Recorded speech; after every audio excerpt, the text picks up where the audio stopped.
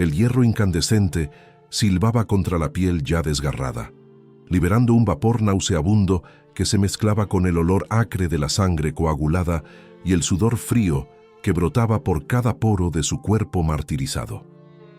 Sofía permanecía inmóvil, sus ojos vacíos fijados en un punto indefinido del techo de piedra de la mazmorra, donde las sombras danzaban como demonios silenciosos a la luz vacilante de las antorchas. Sus manos, antaño delicadas y perfumadas con aceites preciosos, ahora temblaban involuntariamente, los dedos contorsionados en una postura antinatural que mostraba huesos fracturados y nervios desgarrados.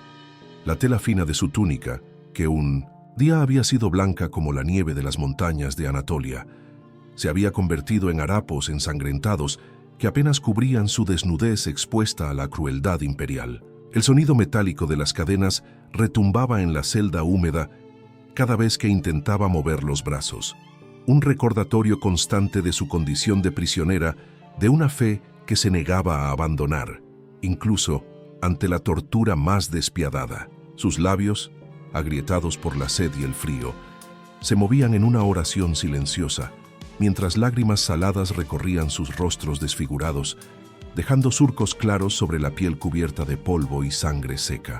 El aire era pesado, impregnado de humedad y del hedor pútrido de cuerpos en descomposición que yacían en las celdas contiguas, un recordatorio constante del destino que aguardaba a quienes desafiaban la autoridad de Roma.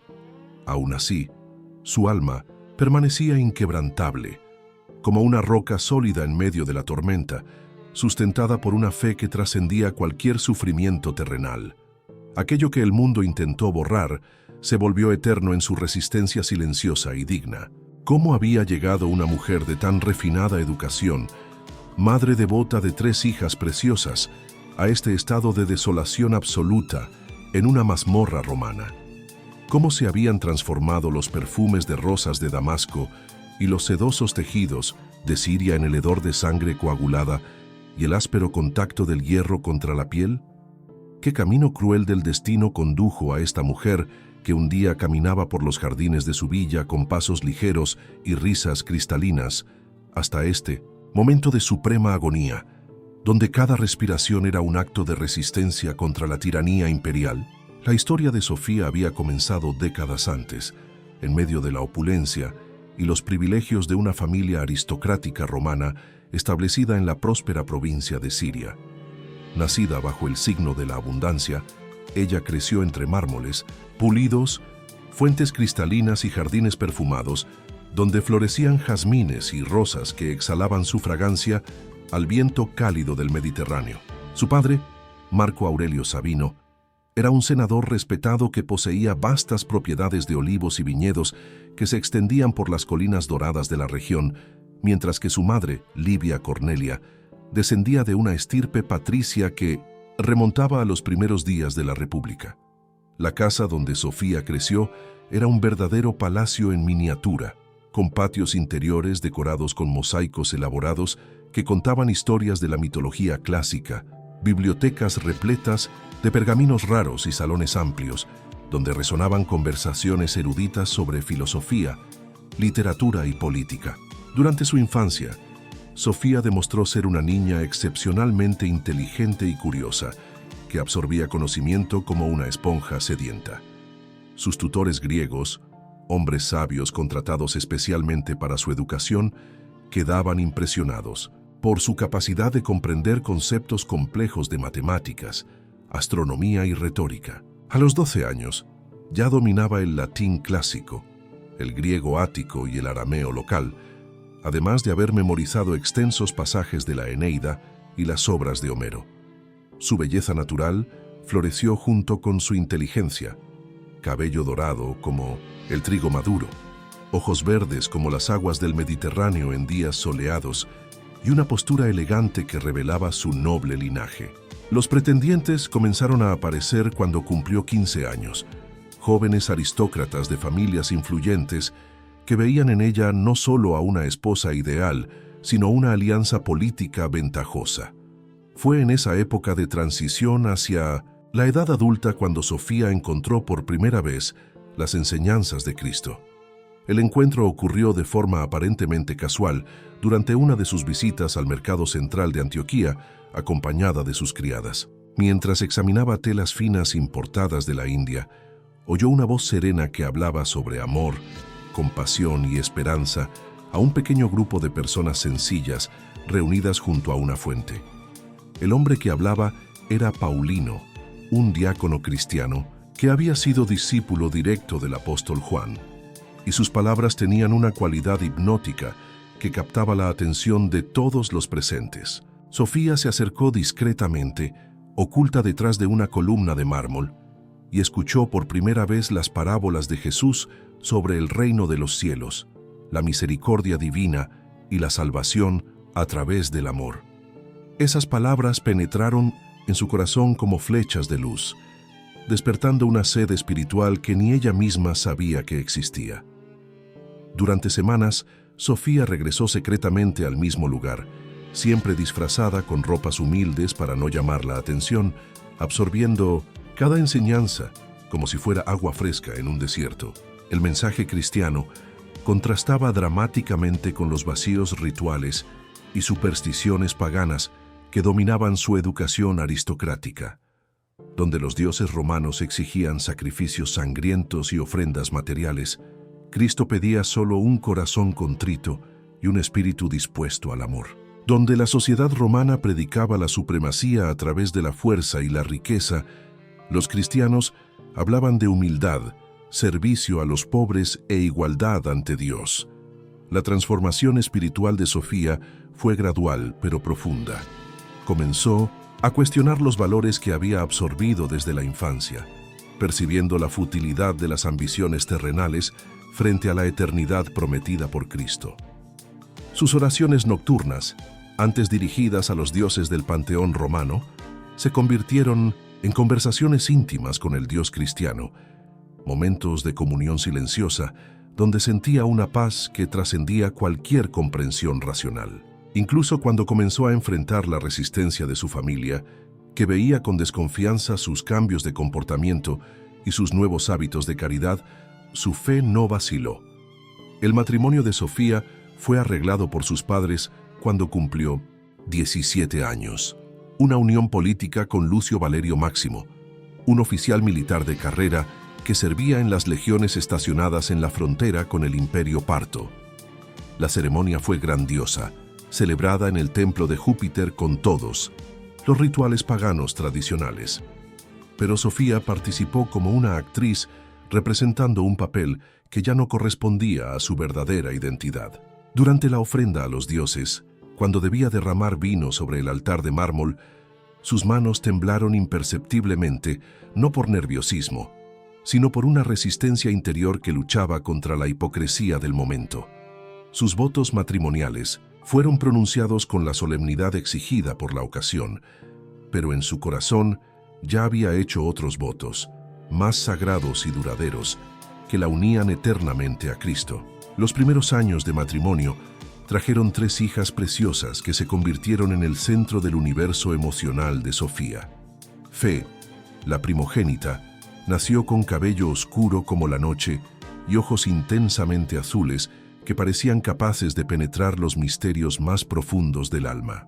Esperanza, la segunda hija, heredó la belleza dorada de la madre, con una personalidad vivaz y alegre que iluminaba cualquier ambiente. Caridad, la más pequeña, era una niña contemplativa y sensible que demostraba desde muy pronto una inclinación natural hacia la espiritualidad. Sofía crió a sus hijas en secreto en la fe cristiana, contándoles historias bíblicas como si fueran cuentos de hadas, enseñándoles oraciones que presentaba como canciones populares y transmitiendo valores cristianos a través de ejemplos prácticos de amor y compasión. La doble vida que Sofía llevaba se volvió cada vez más compleja a medida que sus hijas crecían. Durante el día, participaban en los rituales sociales exigidos a una familia aristocrática romana, sacrificios en los templos, festivales públicos, en honor a los emperadores, juegos en el anfiteatro y banquetes elaborados donde se discutían política y negocios. Durante la noche, en cambio, Sofía transformaba sus aposentos privados en un santuario cristiano clandestino, donde ella y sus hijas se reunían para orar, cantar himnos y estudiar los evangelios que ella había memorizado tras años de encuentros secretos con la comunidad cristiana. La tensión entre esos dos mundos creaba una presión constante que gradualmente comenzó a afectar su salud física y emocional. Lucio Valerio Máximo, su marido, era un hombre pragmático y ambicioso que veía la religión solo como una herramienta política útil para mantener el orden social. Observaba los sutiles cambios en el comportamiento de Sofía, pero los atribuía a los caprichos femeninos y a las responsabilidades de la maternidad. Cuando ella comenzó a rehusarse a participar en ciertos rituales paganos, alegando indisposiciones o compromisos domésticos, él inicialmente toleró esas ausencias como caprichos temporales. Sin embargo, cuando Sofía empezó a distribuir sumas significativas de dinero entre los pobres, vendiendo en secreto sus joyas y objetos de valor para financiar obras de caridad, Lucio comprendió que algo más serio estaba ocurriendo. El enfrentamiento final entre la pareja se produjo en una noche de invierno, cuando Lucio descubrió accidentalmente a Sofía y a sus hijas rezando alrededor de una pequeña cruz de madera oculta tras una cortina en sus aposentos. El choque inicial dio paso a una furia contenida y peligrosa. Lucio comprendía perfectamente las implicaciones políticas y sociales de la conversión de su familia al cristianismo. No solo su propia carrera militar estaría en riesgo, sino que la reputación y las propiedades de toda la estirpe familiar podrían ser confiscadas por el Estado. Exigió entonces que Sofía renunciara de inmediato a esa superstición oriental y regresara a los deberes religiosos tradicionales de una matrona romana. Sofía enfrentó a su marido con una dignidad serena que contrastaba dramáticamente con su furia explosiva. Explicó con calma su conversión, hablando de la paz interior que había encontrado en Cristo, del sentido de propósito que la fe había dado a su vida y de su imposibilidad de volver a las prácticas paganas que ahora consideraba vacías e incluso blasfemas. Sus palabras eran mesuradas y respetuosas, pero su determinación era inquebrantable como el bronce. Lucio alternaba entre súplicas emocionales, amenazas veladas e intentos de chantaje emocional, pero Sofía permaneció firme en su posición. Aquello que el mundo intentó borrar se volvió eterno en su resistencia silenciosa. La situación doméstica se deterioró rápidamente en las semanas siguientes. Lucio trató de aislar a Sofía de cualquier contacto con la comunidad cristiana, confinarla prácticamente a sus aposentos y colocar guardias para vigilar cada uno de sus movimientos. Confiscó todos los recursos financieros de Sofía, impidiéndole continuar con sus obras de caridad, y prohibió categóricamente que transmitiera enseñanzas cristianas a sus hijas. Sin embargo, esas medidas solo fortalecieron la determinación de Sofía, que interpretaba la persecución como una prueba de su fe. Durante los largos días de confinamiento, profundizó su vida de oración y contemplación, transformando su prisión doméstica en un monasterio personal donde cultivó una intimidad creciente con Dios. Las tres hijas de Sofía reaccionaron de maneras diferentes ante la creciente tensión familiar. Fe, ya adolescente, asumió un papel protector respecto a sus hermanas menores, organizando discretamente momentos de oración compartida y manteniendo viva la llama de la fe cristiana, incluso bajo la vigilancia constante de los guardias paternos. Esperanza, con su personalidad naturalmente alegre, encontraba formas creativas de expresar su fe mediante canciones y juegos que disfrazaban oraciones e historias bíblicas. Caridad, la menor con apenas 11 años, desarrolló una madurez espiritual precoz que impresionaba incluso a Sofía, demostrando una comprensión intuitiva de los misterios divinos que trascendía su edad. El punto de ruptura final llegó cuando el emperador Adriano visitó la provincia de Siria, como parte de una gira imperial para reforzar la autoridad romana en las regiones fronterizas. Lucio vio en esta visita una oportunidad para restaurar su reputación militar y política, organizando ceremonias pomposas en honor al emperador que incluían sacrificios públicos a los dioses tradicionales. Exigió que Sofía y sus hijas participaran prominente y públicamente en esos rituales, no solo como un deber cívico, sino como una demostración pública de lealtad a la familia y al Estado romano. Sofía sabía que había llegado el momento de la verdad. Ya no podía mantener la farsa de una doble identidad religiosa sin comprometer por completo su integridad espiritual. Durante una noche de oración particularmente intensa, sintió una claridad divina que le indicó el camino a seguir. Debía confesar públicamente su fe cristiana, independientemente de las consecuencias, confiando en que Dios protegería a sus hijas y transformaría su testimonio en una semilla de fe para otros corazones sedientos de verdad. La confesión pública de Sofía tuvo lugar durante el festival en honor al emperador, ante una multitud de miles de personas que se había reunido en el gran anfiteatro de Antioquía. Cuando llegó el momento de ofrecer incienso al altar imperial, Sofía avanzó con pasos firmes hasta el centro de la arena, pero en lugar de realizar el ritual esperado, se arrodilló y declaró en voz alta y clara su fe en Jesucristo como único, Señor y Salvador. El silencio que siguió fue más ensordecedor que cualquier rugido de la multitud. Después vino la explosión de voces confusas, gritos de indignación y el sonido metálico de las armaduras de los soldados que se acercaban para apresarla. Lucio presenció la escena con una mezcla de horror y humillación que se transformó rápidamente en una furia homicida. Su carrera militar estaba arruinada, su reputación destrozada y su familia sumida en una vergüenza pública que duraría generaciones. No solo permitió la detención de Sofía, sino que colaboró activamente con las autoridades imperiales, proporcionando información sobre las actividades cristianas de su esposa e incluso sugiriendo métodos de tortura que podrían quebrar su resistencia espiritual. El hombre que un día juró protegerla y amarla se había convertido en su perseguidor más implacable. Las hijas de Sofía fueron separadas de ella inmediatamente después de su arresto y confiadas al cuidado de familias paganas de confianza, cuya misión era erradicar cualquier vestigio de educación cristiana.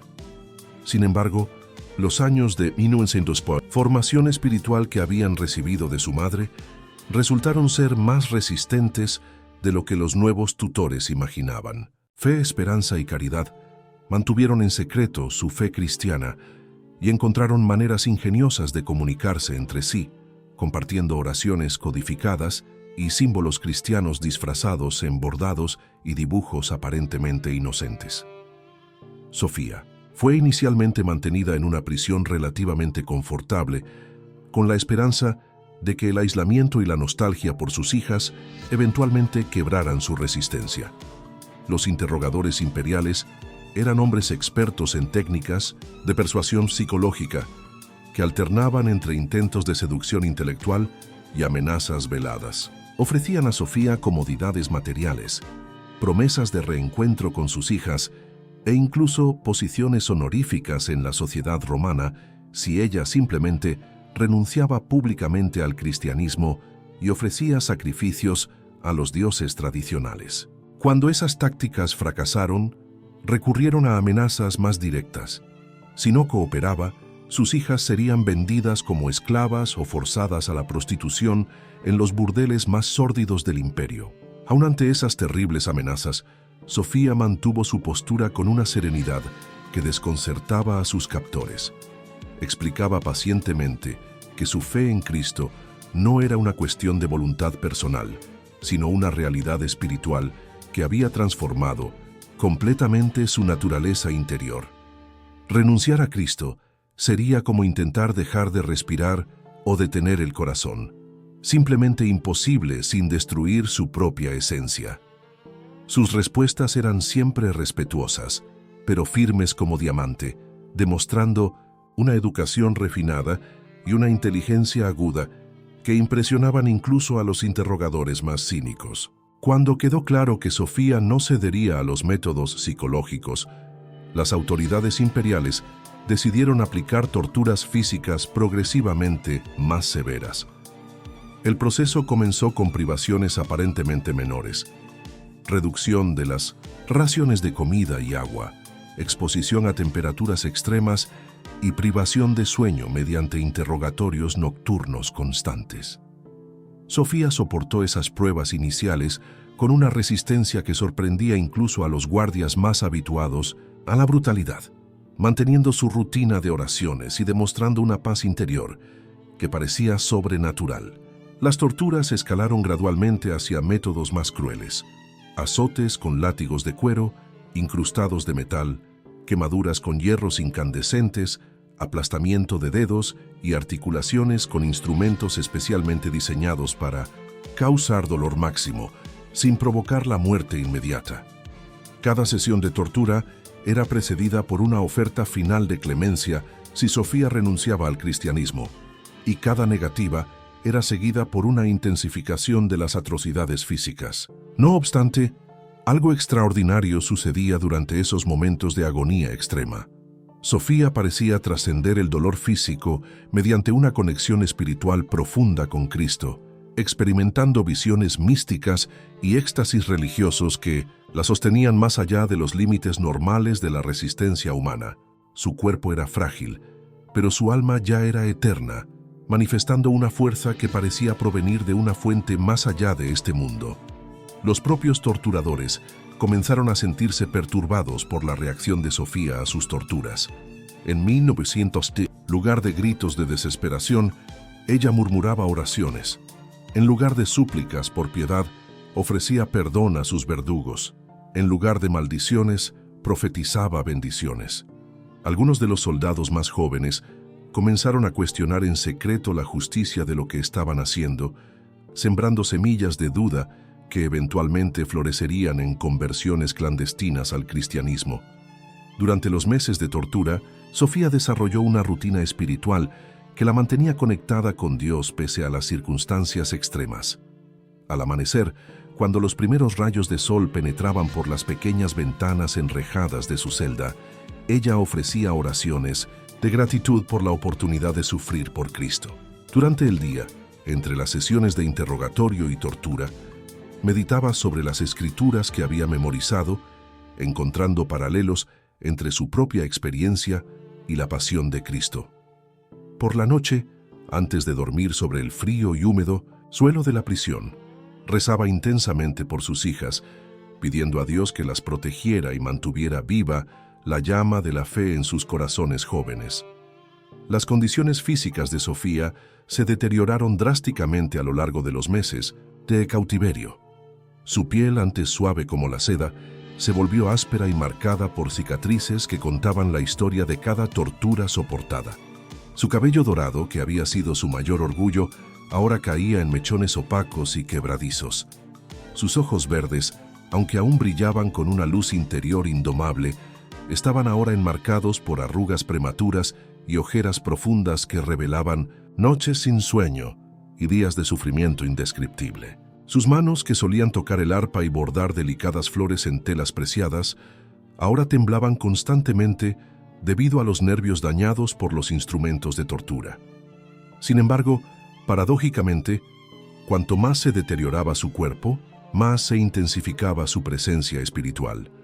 Los otros prisioneros cristianos, que compartían el mismo complejo penitenciario, comenzaron a buscarla para pedirle consejos y oraciones, reconociendo en ella una autoridad espiritual que trascendía jerarquías eclesiásticas formales. Sofía se convirtió en fuente de esperanza y aliento para decenas de otros confesores de la fe, ofreciendo palabras de consuelo a los que vacilaban, fortaleza a los que desfallecían y sabiduría a los que enfrentaban dilemas morales complejos. Su influencia espiritual comenzó a extenderse más allá de los muros de la prisión mediante mensajes secretos, transmitidos por guardias simpatizantes y familiares de otros prisioneros. Las historias sobre la resistencia heroica de Sofía y su serenidad ante la tortura se propagaron por la comunidad cristiana de Antioquía como un fuego en rastrojo seco, inspirando a otros fieles a mantener su propia fe ante la persecución creciente. Jóvenes cristianos que contemplaban renunciar a la fe para salvar sus vidas hallaron nueva valentía al escuchar sobre el ejemplo de Sofía. Familias cristianas que vivían con miedo constante descubrieron una paz interior al emular la confianza en Dios que ella demostraba. Mientras tanto, sus 3 hijas enfrentaban sus propias pruebas en los hogares de las familias paganas que las habían adoptado por la fuerza. Fe, ahora con 15 años, soportaba presión constante para casarse con un joven oficial romano que veía en ella una oportunidad de ascenso social mediante la conexión con la antigua riqueza familiar. Ella resistía esos avances con una madurez que impresionaba a sus tutores, explicando con calma que había hecho votos de castidad que no podía quebrantar. Cuando la amenazaban con castigos físicos, respondía con la misma serenidad que había aprendido observando a su madre, manteniendo una dignidad interior que ninguna circunstancia externa podía destruir. Esperanza, ahora con 13 años, utilizaba su naturaleza alegre para ocultar una vida de oración intensa y penitencia voluntaria. Había ideado un sistema complejo de códigos y símbolos que le permitía comunicarse en secreto con sus hermanas, coordinando momentos de oración simultánea y compartiendo mensajes de aliento mutuo.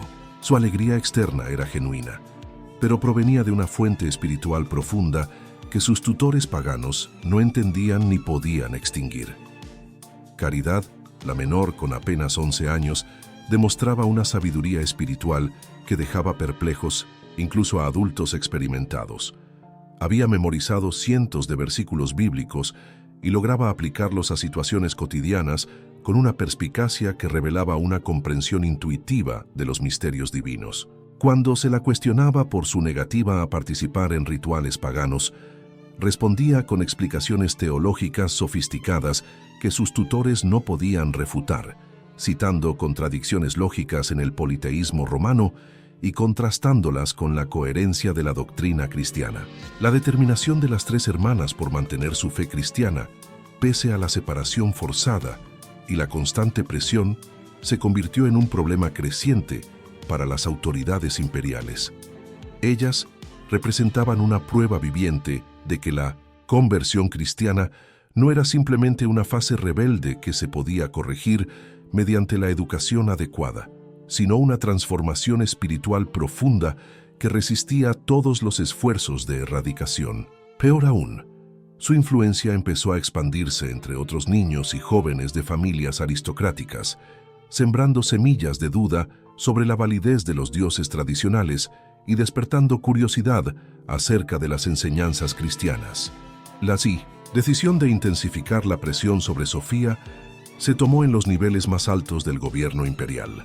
Mensajeros especiales fueron enviados al propio emperador Adriano, relatando la situación y solicitando instrucciones específicas sobre cómo manejar un caso que se estaba volviendo simbólico para la resistencia cristiana en toda la región. La respuesta imperial fue contundente e implacable. Sofía debía ser quebrada a cualquier costo, usando cualquier método necesario, porque su resistencia continua inspiraba a otros cristianos y minaba la autoridad del Estado romano. Entonces las autoridades imperiales concibieron la forma más cruel de tortura psicológica imaginable. Trajeron a las 3 hijas de Sofía a la prisión no para permitir un reencuentro, sino para obligarla a presenciar mientras eran torturadas ante sus propios ojos. El plan era diabólicamente simple. Si Sofía no renunciaba al cristianismo, después de ver a sus hijas sufrir, sería obligada a mirar cómo ejecutaban a cada una, empezando por la menor, con la promesa de salvar a las demás si ella negaba su fe. El reencuentro de Sofía con sus hijas, tras más de un año de separación, fue un momento de intensa emoción que casi rompió su resistencia espiritual. Fe se había convertido en una joven de belleza impresionante, pero su rostro mostraba señales de profunda tristeza y una firme determinación. Esperanza mantenía su sonrisa característica, pero Sofía veía en sus ojos el peso de las pruebas que había soportado. Caridad parecía haber envejecido años en pocos meses, con una seriedad prematura que contrastaba con su edad infantil, pero sus ojos brillaban con una luz espiritual que confirmaba que su fe permanecía intacta.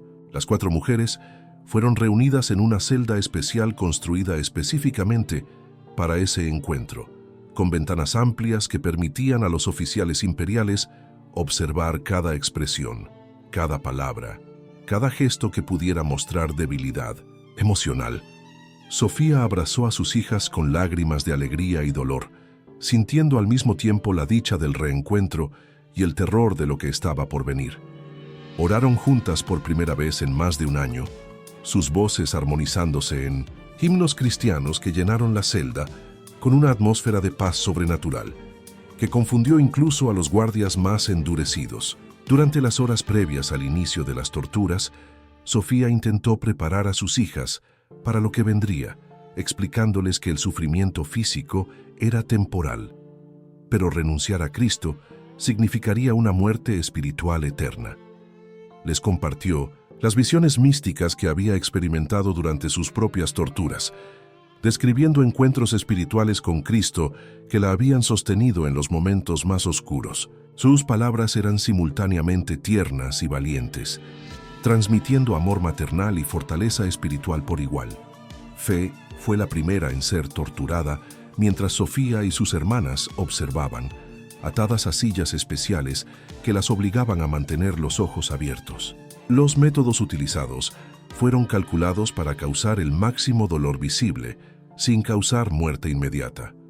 Quemaduras con hierros incandescentes, azotes con látigos incrustados de metal y aplastamiento gradual de los dedos con instrumentos mecánicos. Fe soportó todo con un coraje que reflejaba perfectamente el de su madre, negándose a gritar o suplicar, pero orando sin cesar y ofreciendo perdón a sus verdugos. Sofía contempló el sufrimiento de su hija primogénita con una agonía interior que superaba cualquier dolor físico que ella misma hubiera experimentado. Cada golpe contra el cuerpo de Fe resonaba en su propia alma como un terremoto espiritual, poniendo a prueba los límites de su resistencia emocional y espiritual. Sin embargo, al mismo tiempo, sentía un profundo orgullo maternal por el coraje de su hija, reconociendo en ella la misma fortaleza espiritual que ella misma había descubierto a través del sufrimiento. Incluso ante todo, su fe no vaciló, sino que se profundizó aún más ante el testimonio heroico de su propia hija. Esperanza fue la segunda en ser torturada, y su experiencia fue particularmente cruel, porque los torturadores trataron de quebrar su espíritu alegre mediante métodos diseñados específicamente para causar desesperación y melancolía. La obligaron a presenciar representaciones teatrales que se burlaban de los enseñamientos cristianos, la expusieron a drogas que provocaban alucinaciones aterradoras y utilizaron técnicas psicológicas sofisticadas para intentar convencerla de que Dios la había abandonado. Esperanza resistió todo esto, manteniendo su fe a través de una disciplina espiritual impresionante para su edad, transformando cada prueba en una oportunidad para orar más profundamente. Caridad, la menor, enfrentó quizás las torturas más sutiles pero también más devastadoras.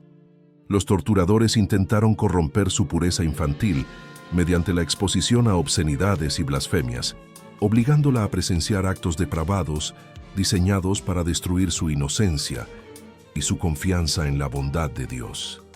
Sin embargo, Caridad demostró una madurez espiritual que desconcertó incluso a sus verdugos, respondiendo a cada ataque contra su fe con citas bíblicas apropiadas y explicaciones teológicas que revelaban una comprensión de los misterios divinos que superaba su edad cronológica.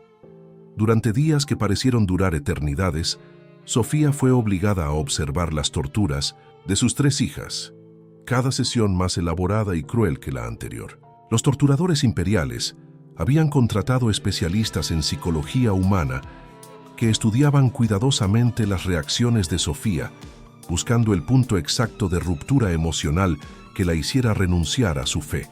Alternaban entre momentos de tortura intensa y periodos de falsa esperanza, ofreciendo atención médica a las hijas a cambio de pequeñas concesiones religiosas, solo para retirar esas ofertas cuando Sofía mostraba señales de debilidad. Lo que los torturadores no comprendían era que cada demostración de coraje de parte de sus hijas, en lugar de quebrar la resistencia de Sofía, la fortalecía aún más. Ella veía en ellas la prueba viviente de que su educación cristiana había echado raíces profundas que ninguna persecución podía arrancar. El sufrimiento físico de sus hijas le producía una agonía tan intensa como ninguna tortura física podía hacerlo. Pero el testimonio espiritual que ofrecían con su resistencia heroica confirmaba que ella había cumplido su misión maternal más importante: transmitirles una fe más fuerte que la muerte. En los momentos más oscuros de estas pruebas, cuando el dolor de presenciar el sufrimiento de sus hijas amenazaba con superar su resistencia espiritual, Sofía experimentaba visiones místicas extraordinarias que la transportaban más allá de los muros de la prisión hacia encuentros directos con Cristo. En esas visiones veía a Jesús sufriendo su propia pasión y comprendía que el sufrimiento de su familia estaba místicamente unido al sufrimiento redentor del Salvador. Esa comprensión convertía su agonía en una forma de participación en la obra de la salvación, otorgándole un significado cósmico a lo que los torturadores imaginaban que era crueldad gratuita.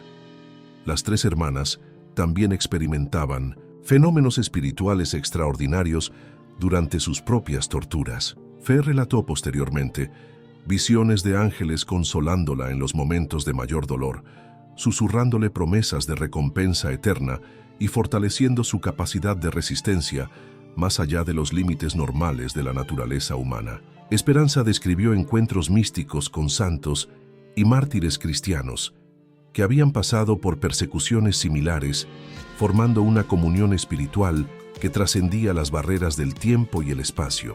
Caridad, a pesar de su corta edad, experimentaba éxtasis contemplativos, durante los cuales sentía una unión directa con Dios que hacía irrelevante cualquier sufrimiento terrenal.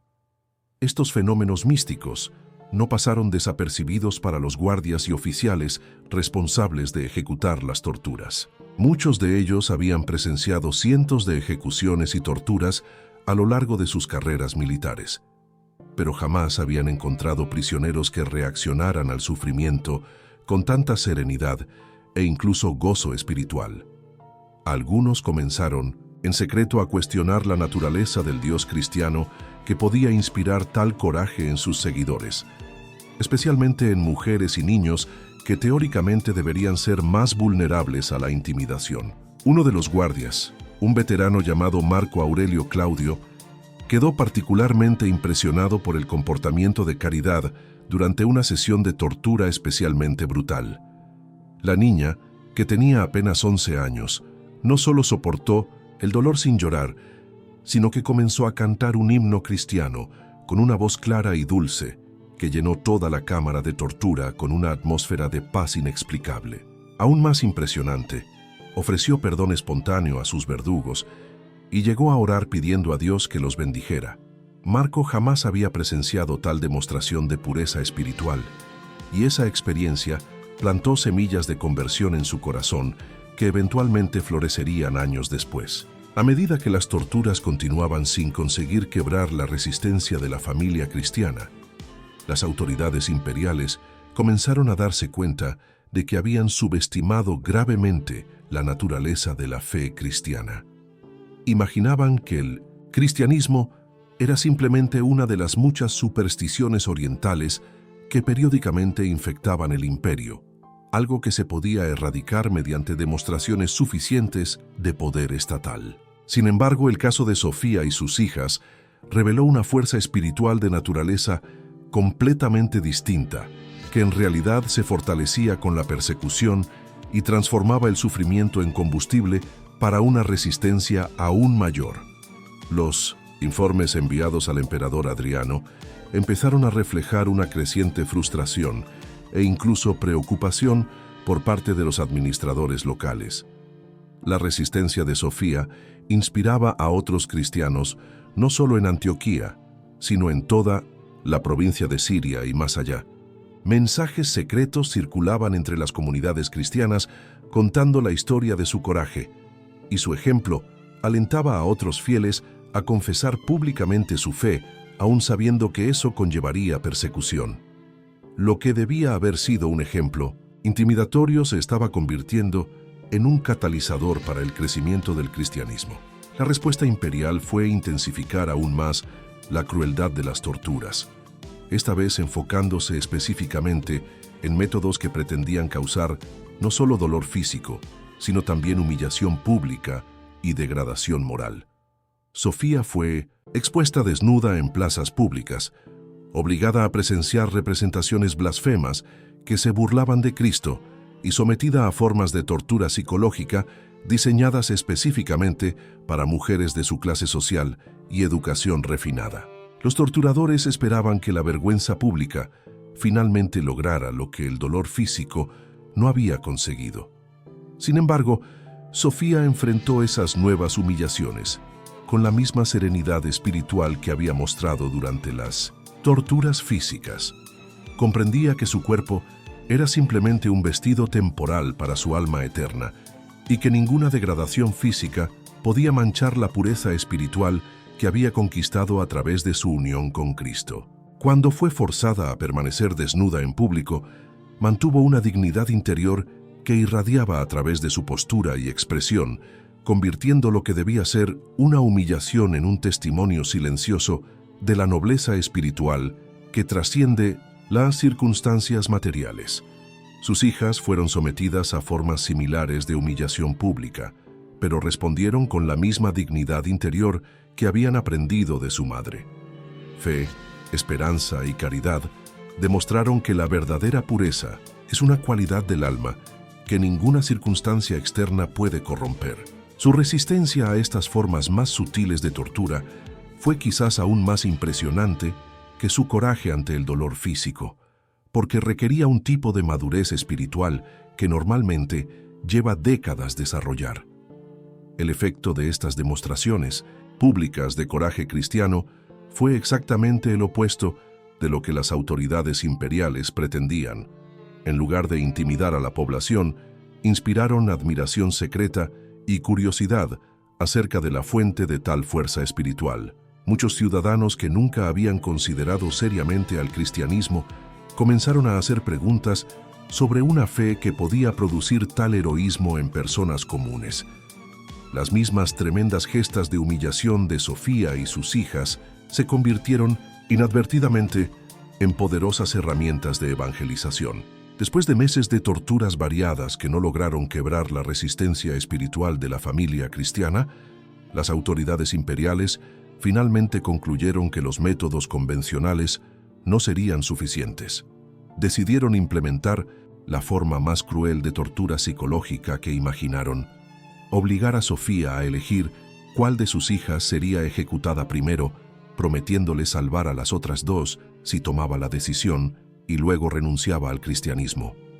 La propuesta fue presentada a Sofía en una mañana fría de invierno, cuando la pálida luz que entraba por las ventanas enrejadas de su celda creaba sombras alargadas que parecían garras demoníacas extendiéndose por las paredes de piedra húmeda.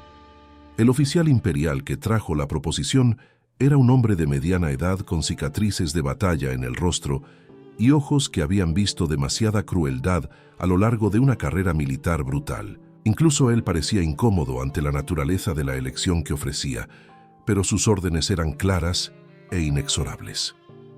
Sofía recibió la propuesta con un silencio que duró varios minutos, durante los cuales sus ojos permanecieron cerrados en oración silenciosa.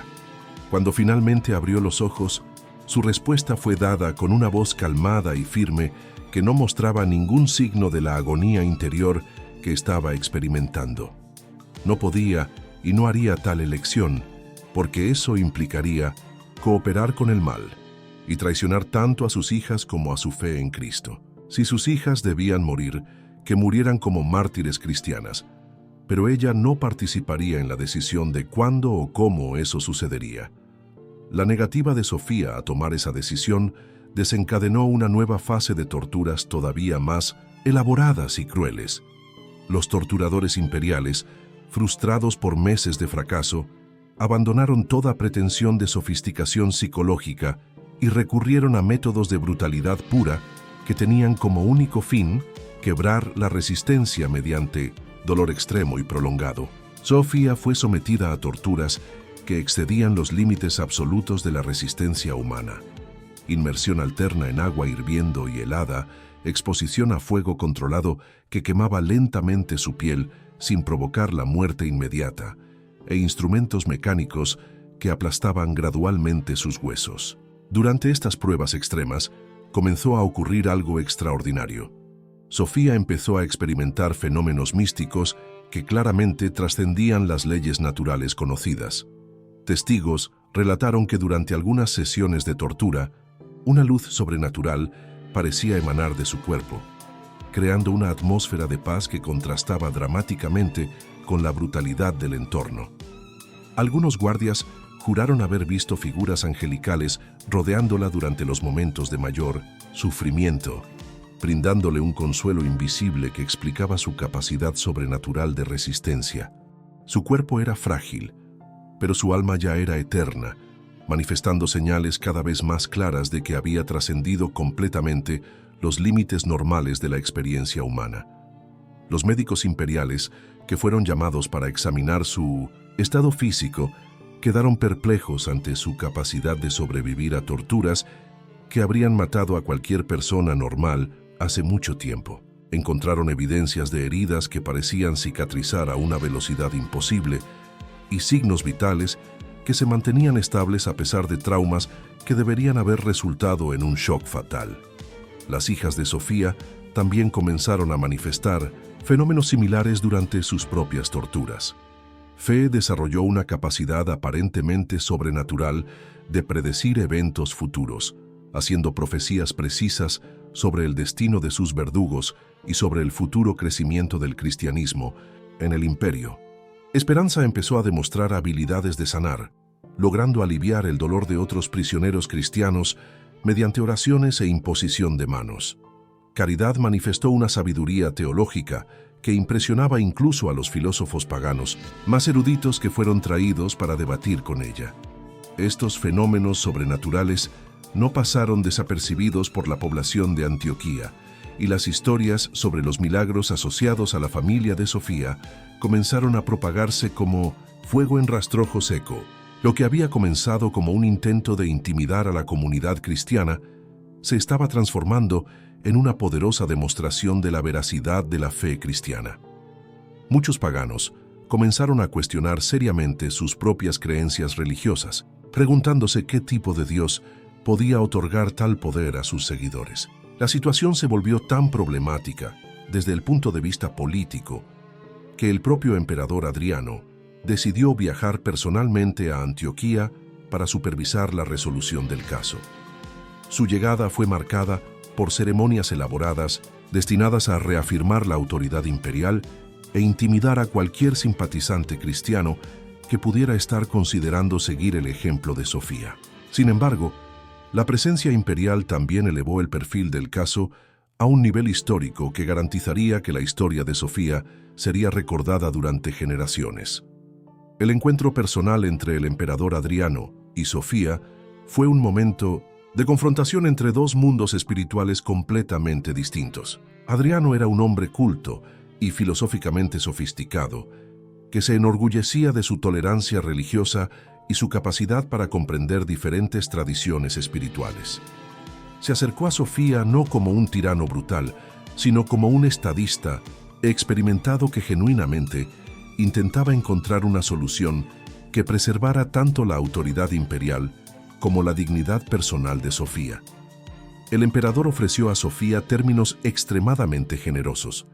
Podría mantener su fe cristiana en privado, siempre que hiciera una declaración pública de respeto a los dioses tradicionales romanos. Sus hijas serían liberadas y podrían ser educadas en monasterios cristianos que él mismo establecería, y ella sería exiliada a una villa confortable donde podría vivir el resto de sus días en oración y contemplación. Era una oferta que cualquier prisionera sensata habría aceptado de inmediato, representando una solución que salvaba vidas, preservando simultáneamente la autoridad imperial. Sofía escuchó la propuesta imperial con el respeto debido al cargo de Adriano, pero su respuesta fue tan firme como había sido durante meses de tortura. No podía hacer declaraciones públicas que contradijeran su fe interior, incluso si esas declaraciones eran meramente formales. Para ella, la fe cristiana no era una cuestión de opinión personal que se pudiera compartimentar, sino una verdad absoluta que definía cada aspecto de su existencia. Aceptar la propuesta imperial equivalía a negarse a sí misma, lo que era literalmente imposible para alguien cuya identidad se había fusionado por completo con su fe en Cristo. La negativa de Sofía dejó a Adriano genuinamente perplejo. Como un hombre acostumbrado a negociar con reyes, filósofos y líderes religiosos de todo el mundo conocido, no lograba comprender una mentalidad que rechazaba compromisos aparentemente razonables en favor de principios absolutos. Su frustración creció al darse cuenta de que Sofía no era obstinada ni irracional, sino que operaba desde una estructura de valores completamente diferente a la que regía el mundo político y militar romano. El emperador intentó una última estrategia. Trajo a los oradores y filósofos más elocuentes del imperio para debatir con Sofía, con la esperanza de que argumentos intelectuales elaborados consiguieran lo que la fuerza bruta no había logrado. Durante varios días, Sofía enfrentó una sucesión de académicos brillantes que presentaron argumentos complejos contra el cristianismo y en favor del politeísmo tradicional romano. Estos debates se llevaron a cabo en público, ante audiencias que incluían a los ciudadanos más educados e influyentes de la provincia. Para sorpresa de todos, Sofía no solo resistió esos ataques intelectuales, sino que dominó los debates con una demostración de erudición teológica y filosófica que impresionó incluso a sus oponentes. Su educación aristocrática, combinada con años de estudio bíblico intensivo y profunda experiencia espiritual, había creado una síntesis única de conocimiento secular y sabiduría religiosa que la hacía una debatiente formidable. Podía citar a Platón y Aristóteles para defender puntos cristianos, emplear lógica rigurosa para exponer contradicciones en el politeísmo romano y presentar argumentos cosmológicos sofisticados sobre la existencia del Dios cristiano. El resultado de esos debates públicos fue otro desastre para las autoridades imperiales. En lugar de desacreditar a Sofía, la consolidaron como una autoridad intelectual respetable, cuya fe cristiana no podía descartarse como ignorancia o superstición. Muchos de los espectadores abandonaron esos debates con una impresión mucho más favorable del cristianismo, y algunos filósofos paganos comenzaron en secreto a estudiar los evangelios cristianos para comprender mejor la fuente de la sabiduría de Sofía. Frente al fracaso completo de todas las estrategias convencionales, Adriano finalmente tomó una decisión que revelaba tanto su frustración como su reconocimiento de que estaba lidiando con un fenómeno que trascendía las categorías políticas normales. Decretó que Sofía y sus hijas serían ejecutadas públicamente, pero de una manera que honrara su coraje al mismo tiempo que mantenía la autoridad imperial.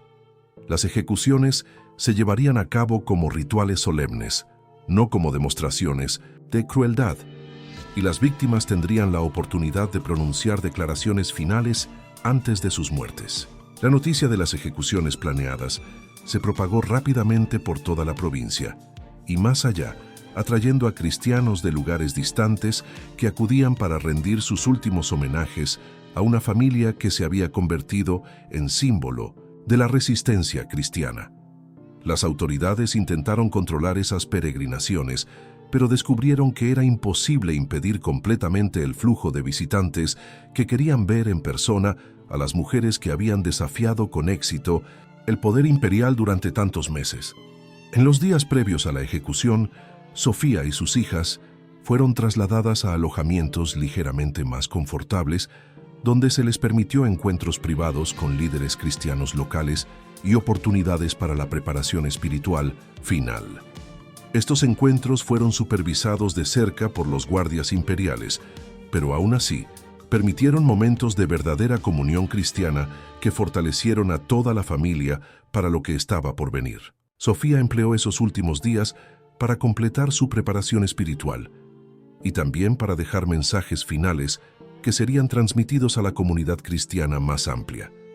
Dictó cartas elocuentes que combinaban sabiduría maternal, profundos conocimientos teológicos e instrucciones prácticas para otros cristianos que podrían enfrentar persecuciones similares. Estas cartas eventualmente se convertirían en documentos venerados en la tradición cristiana primitiva, preservando su sabiduría para generaciones futuras. Sus hijas también aprovecharon este tiempo para sus propias preparaciones espirituales, cada una desarrollando un enfoque particular que reflejaba su personalidad única. Fe se concentró en oraciones por la conversión de sus perseguidores, demostrando una madurez espiritual extraordinaria al mantener un amor genuino por quienes la habían torturado. Esperanza organizó himnos y cánticos que serían entonados durante la ejecución, transformando lo que debía ser un momento de tragedia en una celebración de la vida eterna. Caridad se dedicó a memorizar aún más pasajes bíblicos, decidida a usar sus últimos momentos de vida para compartir la palabra de Dios con cualquiera que estuviera presente. El día de la ejecución amaneció con un cielo gris y nublado que parecía reflejar la solemnidad del momento. Una multitud inmensa se reunió en la arena central de Antioquía, incluidas no solo personas locales curiosas, sino también cristianos que habían viajado desde lugares distantes y oficiales imperiales de alto rango, que venían a presenciar el final de un caso que se había vuelto famoso en todo el imperio. La atmósfera era tensa pero respetuosa, reconociendo que estaban a punto de presenciar un momento de significado histórico. Sofía y sus hijas fueron llevadas a la arena en una procesión solemne que se asemejaba más a un ritual religioso que a una marcha hacia la ejecución. Caminaban con dignidad y serenidad, vistiendo túnicas simples de color blanco que simbolizaban la pureza de sus almas y entonando himnos cristianos con voces claras que resonaban por toda la arena. Su presencia irradiaba una paz sobrenatural que contrastaba drásticamente con la tensión de la multitud, creando una atmósfera casi mística que conmovió incluso a los espectadores más escépticos. Cuando llegaron al centro de la arena, invitaron a Sofía a pronunciar su declaración final. Su voz, aunque debilitada por meses de tortura, mantenía la claridad y autoridad que habían caracterizado su resistencia durante todo el período de persecución. Habló sobre su fe en Cristo, como fuente de toda fortaleza y coraje, sobre su amor por sus hijas, que había sido purificado a través del sufrimiento compartido, y sobre su esperanza de que su muerte inspirara a otros cristianos a mantener su propia fe ante la adversidad. Sus palabras fueron escuchadas en silencio respetuoso por toda la multitud, incluyendo a muchos que no eran cristianos, pero reconocían la sinceridad y valentía de sus convicciones. Concluyó su declaración con una oración pidiendo perdón para todos los que habían participado en su persecución, demostrando una magnanimidad espiritual que conmovió incluso a sus enemigos. Aún ante todo, su fe no vaciló, sino que brilló con una intensidad aún mayor en sus momentos finales. Cada una de sus hijas también fue invitada a pronunciar sus declaraciones finales, y sus palabras revelaron la profundidad espiritual extraordinaria que habían desarrollado a pesar de su juventud. Fe habló sobre la alegría de poder seguir el ejemplo de Cristo mediante el sufrimiento voluntario, expresando gratitud por tener la oportunidad de testimoniar su fe de forma tan completa. Esperanza compartió su visión de la vida eterna que las aguardaba, describiendo con detalles vívidos las recompensas celestiales que hacían que cualquier sufrimiento terrenal pareciera insignificante. Caridad, a pesar de solo tener 11 años, ofreció una explicación teológica sofisticada sobre el significado redentor del martirio cristiano, impresionando a toda la audiencia con su madurez espiritual precoz. Las ejecuciones se llevaron a cabo con la dignidad prometida por el emperador Adriano, utilizando métodos que provocaban una muerte rápida en lugar de prolongar el sufrimiento. Aún así, incluso en esos momentos finales, la familia mostró fenómenos que los testigos posteriores describieron como claramente sobrenaturales. Relatos coincidentes mencionan una luz inexplicable que irradiaba de los cuerpos de las víctimas en el momento de la muerte, fragancias celestiales que llenaban la arena a pesar de la ausencia de fuente natural, y expresiones de paz y alegría en los rostros de las ejecutadas, que contrastaban con lo que cabría esperar en tales circunstancias. El impacto inmediato de las ejecuciones fue exactamente el opuesto de lo que las autoridades imperiales habían planeado. En lugar de intimidar a la comunidad cristiana, las muertes de Sofía y sus hijas se convirtieron en poderosos catalizadores de conversiones masivas. Muchas de las personas en la multitud que presenciaron las ejecuciones salieron de la arena convertidas al cristianismo, impresionadas por la demostración de coraje espiritual que habían observado. Incluso algunos soldados y oficiales romanos comenzaron en secreto a investigar las enseñanzas cristianas, sembrando semillas que eventualmente florecerían en conversiones. Marco Aurelio Claudio, el guardia veterano que había quedado particularmente impresionado por el comportamiento de Caridad durante las torturas, se convirtió al cristianismo pocos días después de las ejecuciones. Él sería posteriormente martirizado por su propia fe, pero no antes de establecer una comunidad cristiana clandestina entre los soldados romanos estacionados en la región. Su conversión fue solo una de muchas que resultaron directamente del testimonio de Sofía y sus hijas. Las historias sobre los milagros asociados a las ejecuciones se difundieron rápidamente por todo el imperio, adquiriendo detalles y elaboraciones que convirtieron a Sofía y a sus hijas en figuras legendarias.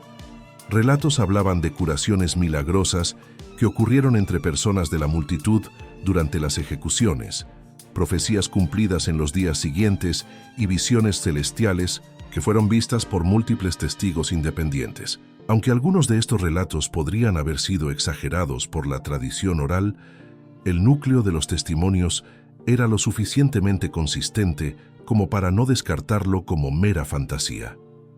Los cuerpos de Sofía y sus hijas fueron inicialmente negados a la comunidad cristiana, siendo enterrados en un lugar secreto controlado por las autoridades imperiales.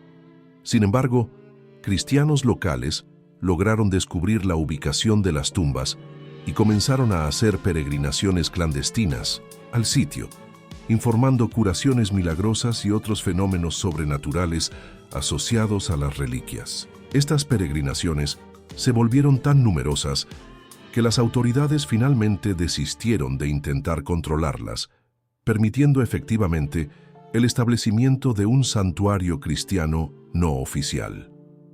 En los años que siguieron a las ejecuciones, la memoria de Sofía y sus hijas se convirtió en una fuente poderosa de inspiración para los cristianos en todo el imperio que enfrentaban sus propias persecuciones. Sus historias fueron contadas y recontadas en las comunidades cristianas, sirviendo como ejemplos de cómo la fe genuina podía triunfar sobre cualquier adversidad terrenal. Muchos mártires posteriores citaron específicamente el ejemplo de Sofía como fuente de coraje para enfrentar sus propias pruebas. La ironía final de la historia de Sofía fue que su resistencia exitosa a la persecución imperial contribuyó significativamente al eventual triunfo del cristianismo en el Imperio Romano. Su demostración de que la fe cristiana era más fuerte que el poder imperial sembró dudas sobre la eficacia de la persecución como estrategia política. Líderes imperiales posteriores comenzaron a preguntarse si intentar suprimir el cristianismo mediante la fuerza no estaba, en realidad, fortaleciendo el movimiento que pretendían destruir. El emperador Adriano, personalmente afectado por su encuentro con Sofía, gradualmente modificó sus políticas respecto a los cristianos durante el resto de su reinado. Aunque nunca se convirtió al cristianismo, desarrolló un respeto renuente por el coraje e integridad que había atestiguado, y sus persecuciones posteriores se volvieron menos sistemáticas y brutales. Algunos historiadores sugieren que su experiencia con Sofía sembró semillas que finalmente contribuyeron a la conversión de Constantino y la legalización oficial del cristianismo en el imperio. La línea familiar de Sofía también tuvo ramificaciones históricas interesantes. Lucio Valerio Máximo, su marido que había colaborado en su persecución, fue posteriormente consumido por el remordimiento y la culpa que lo llevaron a una forma de locura. Pasó sus últimos años obsesivamente visitando la tumba de Sofía, suplicando perdón por crímenes que ella ya había perdonado antes de morir. Su propia muerte fue solitaria y patética, un contraste marcado con la muerte gloriosa de su esposa. Varias generaciones después de la muerte de Sofía, descendientes lejanos de su familia se convirtieron en prominentes líderes cristianos en el Imperio Romano cristianizado. Llevaban con orgullo el legado de su antepasada mártir, y varias iglesias y monasterios se fundaron en su honor. La villa donde Sofía había crecido fue finalmente transformada en un complejo monástico que se convirtió en un centro importante de aprendizaje cristiano y preservación de manuscritos. La tradición cristiana posterior canonizó a Sofía y a sus hijas como santas, estableciendo días de fiesta en su honor e incorporando sus historias en el calendario litúrgico oficial. Sus vidas se convirtieron en temas populares para el arte cristiano, con pinturas y mosaicos que representaban su coraje, creados en iglesias de todo el mundo cristiano. La iconografía tradicional las retrata vistiendo túnicas blancas y portando palmas de martirio, símbolos de su victoria espiritual sobre la persecución terrenal. Teólogos cristianos posteriores utilizaron la historia de Sofía como ejemplo paradigmático de cómo la fe genuina puede transformar el sufrimiento en triunfo espiritual. Sus escritos examinaron en detalle los aspectos psicológicos y espirituales de su resistencia, desarrollando teorías sobre la naturaleza del coraje cristiano que influenciaron a generaciones de pensadores religiosos. La síntesis única de sabiduría maternal, valentía heroica y sofisticación intelectual que demostró Sofía estableció un modelo de santidad femenina que inspiró a innumerables mujeres cristianas a lo largo de los siglos. La influencia de Sofía se extendió más allá de las fronteras del cristianismo, inspirando movimientos de resistencia no violenta en diversas culturas y períodos históricos. Su demostración de que los principios espirituales podían triunfar sobre el poder político bruto se convirtió en un precedente citado por activistas sociales, reformadores religiosos y defensores de los derechos humanos en contextos muy distantes de sus circunstancias originales. Sin embargo, tal vez el legado más profundo de Sofía sea la prueba viviente que ofreció de que la dignidad humana es inalienable y puede conservarse incluso en las circunstancias más extremas. Su negativa a permitir que la tortura, la humillación o las amenazas quebraran su integridad interior demostró una verdad sobre la naturaleza humana que trasciende fronteras religiosas y culturales. Demostró que existe una dimensión de la personalidad humana que permanece invulnerable a cualquier ataque externo, siempre que esté nutrida por convicciones verdaderamente profundas. La historia de Sofía también ilustra el paradoja fundamental de que los intentos de destruir la verdad por medio de la fuerza a menudo resultan en su propagación aún mayor. Cada tortura que soportó, cada humillación que enfrentó con dignidad, cada momento de coraje que demostró ante la adversidad se convirtió en semillas que germinaron en conversiones, inspiraciones y transformaciones espirituales que se propagaron mucho más allá de las fronteras del Imperio Romano. Aquello que el mundo intentó borrar se volvió eterno a través de su resistencia heroica. Su cuerpo era frágil, pero su alma ya era eterna. Y esa eternidad se manifestó no solo en su propia trascendencia del sufrimiento, sino también en la inmortalidad de su ejemplo e influencia. Siglos después de su muerte, los cristianos aún encuentran fuerza e inspiración en su historia, descubriendo en su testimonio recursos espirituales para enfrentar sus propias pruebas. Su vida se convirtió en una demostración permanente de que el amor es más fuerte que el odio, la verdad más poderosa que la mentira y la fe más duradera que cualquier persecución terrenal. El castigo más cruel imaginado por sus perseguidores, obligarla a presenciar el sufrimiento de sus hijas, se convirtió inadvertidamente en el medio por el cual alcanzó su mayor victoria espiritual.